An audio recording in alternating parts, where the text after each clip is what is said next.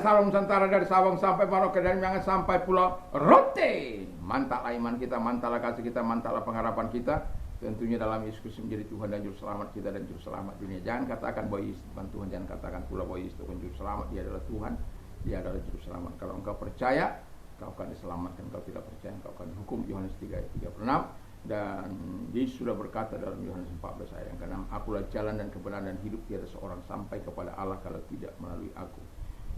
Dan Kisah Rasul 4 ayat 12 Petrus mengatakan, dan keselamatan tidak ada dalam siapapun juga selain dalam Dia Yesus Kristus, karena di bawah kolong langit ini tidak ada nama lain yang diberikan kepada manusia yang olehnya kita diselamatkan.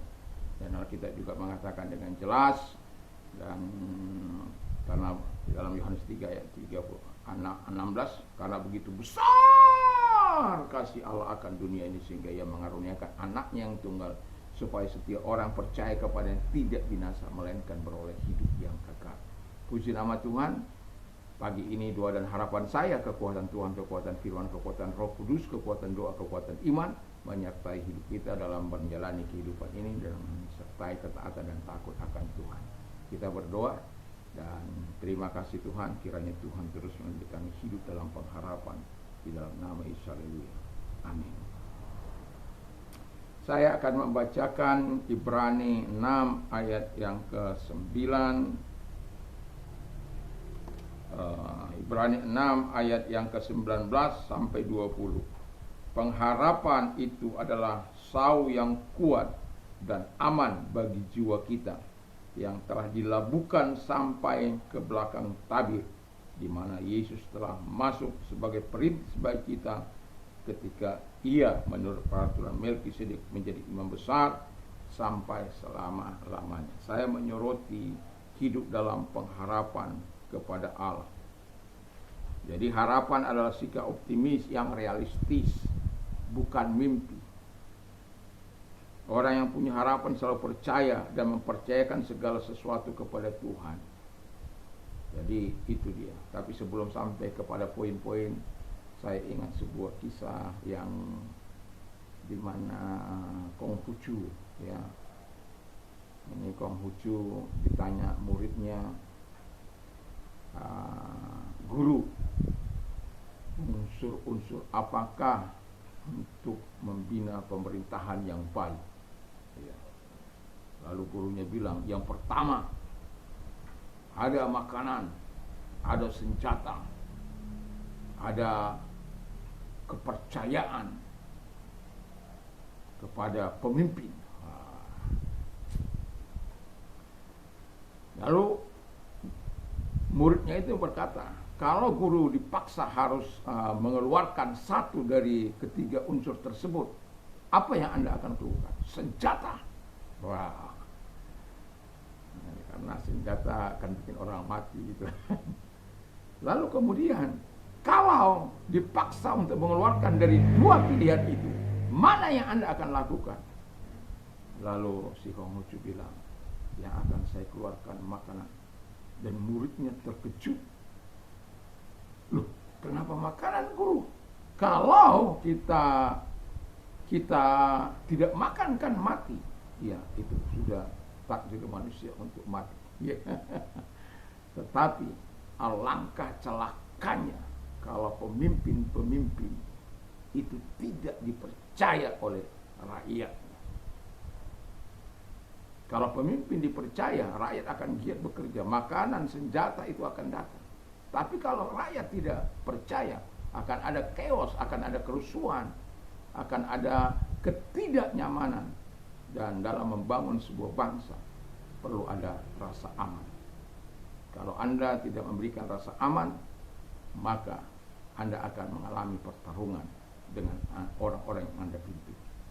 Dan itu sebabnya, dalam kehidupan kita, ketika hidup dalam pengharapan kepada Allah, kita sebagai orang yang mempercayakan hidup dan yakinlah Tuhan tidak seperti pemimpin-pemimpin zaman ini.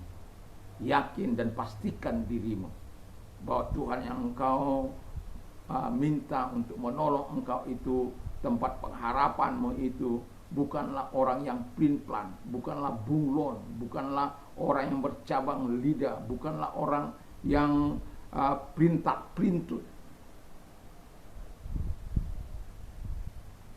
Dia pengharapan, tempat ketenangan jiwa kita. Karena apa? Dia bagaikan sau yang memberikan ketenangan bagi jiwa kita. Haleluya. Nah, jadi ketika orang yang punya harapan selalu percaya dan mempercayakan segala sesuatu kepada Tuhan, ada alasannya. Karena segala persoalan pasti ada jalan keluar. Itu dalam 1 Korintus 10 ayat 13. Di sana dikatakan dengan jelas bahwa persoalan-persoalan atau pencobaan-pencobaan yang kita alami adalah pencobaan-pencobaan biasa. Kalaupun ya itu tidak akan melebihi, kalaupun itu datang, itu tidak akan melebihi kekuatan kita. Dia akan memberikan jalan keluar supaya apa? Kita dapat menanggungnya. Jadi ada solusi, ada way out dalam setiap permasalahan kehidupan ini. Karena apa?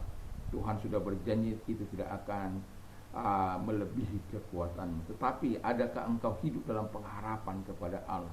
Supaya apa? Kau betul-betul tidak, Tuhan kan tahu sampai sebatas mana kekuatanmu. Sama seperti dia menguji si Abraham juga, ataupun si Ayub, ataupun si Yusuf.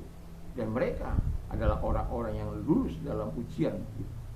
Karena mereka memiliki pengharapan yang kuat, yang begitu luar biasa kepada Allah. Karena mereka tahu selalu ada jalan keluar bagi orang-orang yang di dalam memiliki pengharapan kepada Tuhan. Yang kedua, kata firman Allah adalah Tuhan pasti memberikan kekuatan kepada kita. Dan Paulus selalu berkata dalam firman Allah dalam Filipi 4 ayat 13, segala perkara dapat kutanggung di dalam Dia, Yesus Kristus, yang memberi kekuatan kepadaku. Dan itu sesuatu yang sangat luar biasa. Dan kekuatan Tuhan selalu mengalir bagi kita ketika kita selalu punya pengharapan dan hidup dalam pengharapan kita kepada Allah. Kalau kita tidak punya pengharapan, kita akan mudah menjadi lemah. Dan itulah sebabnya Allah terus memberikan kekuatan kepada kita untuk kita tidak menjadi lemah, untuk kita bisa menghadapi masalah kita, menghadapi kesulitan kita, menghadapi persoalan kita, sampai saatnya Dia memberikan solusi itu. Karena kadang-kala ada proses yang harus kita jalani dalam hidup ini. Tidak instan Tuhan langsung, oh ya, enggak.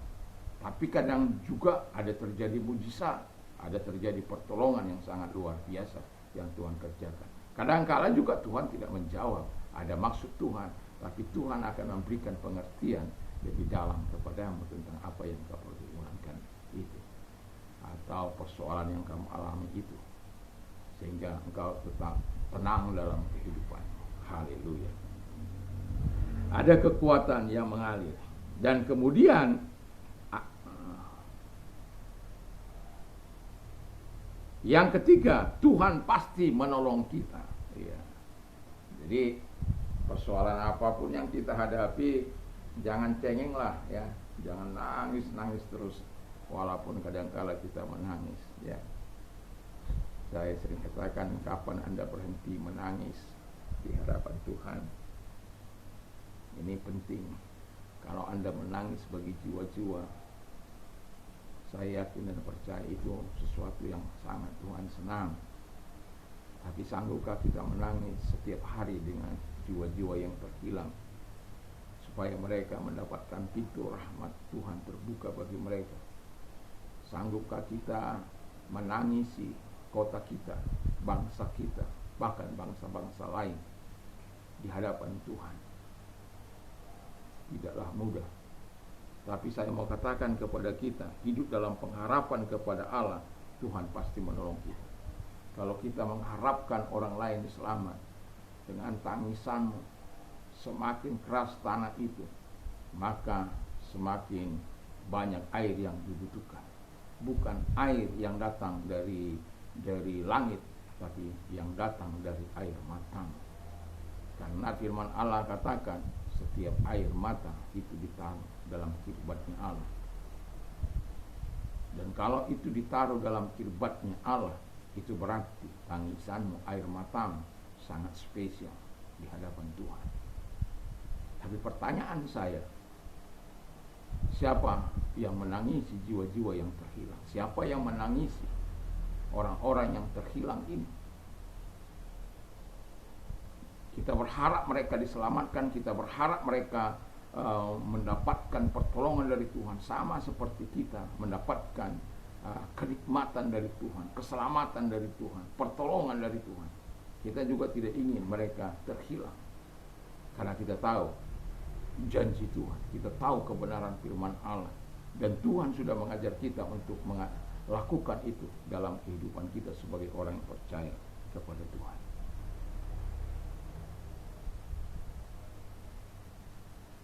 Pertanyaan saya, kapan terakhir kali Anda menangisi jiwa-jiwa itu? Anda yang bisa menjawab. Tapi saya berharap, mari kita satukan kekuatan kita dalam doa dan tangisan kepada Tuhan, untuk kota kita, untuk daerah kita, untuk gereja kita, untuk anak-anak kita, untuk masa depan gereja Tuhan. Dan itu terletak di pundak setiap para pemimpin, di pundak orang-orang percaya, untuk terus menggumuli, menaruh harapan sepenuhnya kepada Tuhan. Karena pengharapan, hidup dalam pengharapan kepada Allah tidak akan pernah dikecewakan, karena selalu ada jalan keluar yang akan Tuhan berikan, dan Tuhan akan selalu memberikan kekuatan, dan Tuhan juga akan menolong kita ketika kita membutuhkan pertolongan dari Dia. Pertolongan untuk melihat orang-orang yang diselamatkan, pertolongan untuk menikmati kasih dan kuasanya, dan pertolongan untuk mempertunjukkan kuasa Allah di tengah-tengah gereja, di tengah masyarakat bangsa ini. Doa dan harapan saya, kita adalah orang-orang yang mencintai Tuhan dan sekaligus mencintai jiwa-jiwa yang terhilang, mencintai umat Tuhan sekaligus dalam hidup kita. Karena harapan kita ingin semua kulit, warna kulit, suku, agama, kaum menghampiri Allah di dalam kekekalannya. Dan Tuhan Yesus memberkati kita. Mari kita berdoa. Terima kasih Bapa di surga, Tuhan tolong kami sehingga pengharapan kami hanya kepada Allah, karena pengharapan kami kepada Allah melahirkan kepada kami kekuatan, melahirkan solusi, melahirkan pertolongan. Terima kasih. Dan kalau engkau dalam keadaan sakit, apapun sakit penyakitmu, saya mau berdoa bagimu. Kalau engkau orangnya, angkat kedua belah tanganmu, serahkan diri kepada Tuhan. Mari kita berdoa. Tuhan, hadir kepada mereka, karena engkau tidak mengenal jarak, ruang maupun waktu. Tumpangkan tangan atas mereka. Di dalam nama Yesus, segala sakit penyakit yang mereka derita, aku perintahkan keluar. Dan oleh bilu-bilu daripada Tuhan Yesus, engkau sembuh, oleh kuasanya engkau sembuh. Dalam nama Yesus Kristus. Haleluya. Terima kasih. Dan kalau engkau sedang mengalami beban berat,